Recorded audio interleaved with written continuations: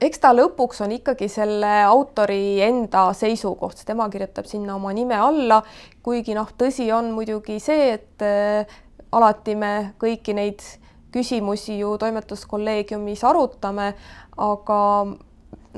nii palju kui on juriste, on erinevaid arvamusi ja lõpuni ei saa ju ka toimetuskolleegium autorile ette kirjutada, et ära usu nii, ära ole sellel seisukohal, et kui seal mingit objektiivset põhjust ei ole, kui ta ongi vaieldav, kuidas seda üht või teist normi tõlgendada, siis lõpuks peab jääma autorile see akadeemiline vabadus, et öelda, et minu isiklik seisukoht on selline. Jah, ma tean, et Riigikohus on siinkohal arvanud teistmoodi, aga minu enda veendumus on teistsugune, sellepärast et